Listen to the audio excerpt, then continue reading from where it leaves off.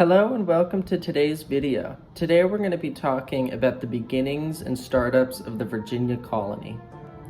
We start off with English exploration and early ambitions. The English crown was eager to establish colonies in North America to compete with Spain and France, both of which already had significant territorial claims and settlements in the New World. Sir Walter Raleigh attempted to establish the first English colony at Roanoke Island in the 1580s, but it failed and became known as the Lost Colony.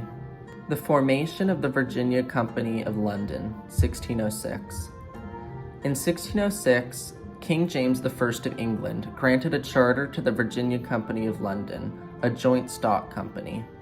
The company aimed to establish a colony in the New World to find gold, establish trade routes, and spread Christianity. Investors hoped for a profitable return through resources and trade, with the ultimate goal of generating wealth for both the company and England. The journey to Virginia, 1607. In December 1606, 3 ships, the Susan Constant, Godspeed, and Discovery, set sail from England with 104 settlers, led by Captain Christopher Newport. They landed in Virginia in May 1607, selecting a site along the James River to establish their settlement, named Jamestown after King James I. The establishment of Jamestown, May 14, 1607. Jamestown became the first permanent English settlement in North America on May 14, 1607. The settlers chose the location for its defensibility against potential Spanish attacks and its proximity to deep water, which allowed ships to dock. Early struggles and the starving time, between 1609 and 1610. The early years of the colony were marked by severe hardships, including disease, famine, poor leadership, and conflicts with the Powhatan Confederacy, a powerful native group in the region. The winter of 1609 and 1610, also known as the Starving Time, was catastrophic, with only 60 out of 500 colonists surviving due to hunger and illness. The role of Captain John Smith in Pocahontas. Captain John Smith emerged as an early leader of Jamestown, enforcing strict discipline and establishing relations with the Powhatan Confederacy to secure food. According to Smith's accounts, Pocahontas, the daughter of Chief Powhatan, intervened to save his life, and played a role in facilitating communication between the English and the Powhatan. The introduction of tobacco cultivation, 1612. The colony's fortunes began to change in 1612 when John Rolfe successfully cultivated a sweeter strain of tobacco that was well received in England.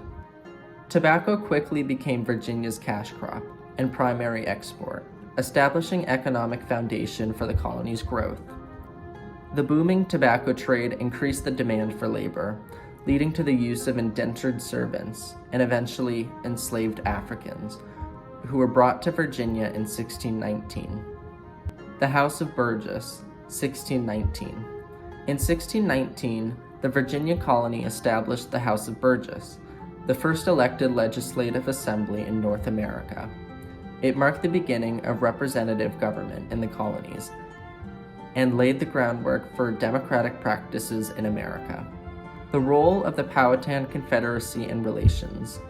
Relations between the English settlers and the Powhatan Confederacy were complex, ranging from trade and cooperation to violent conflict.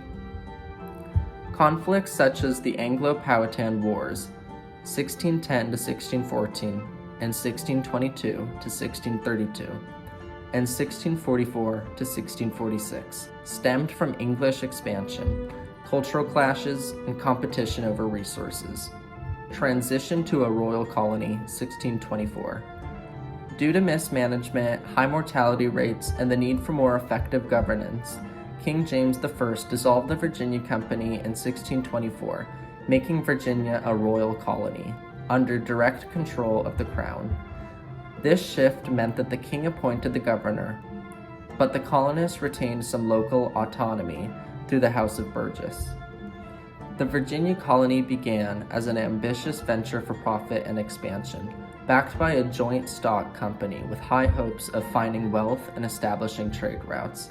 While its early years were fraught with struggles and near collapse, the colony ultimately found success through tobacco cultivation, growth in population, and the development of representative government.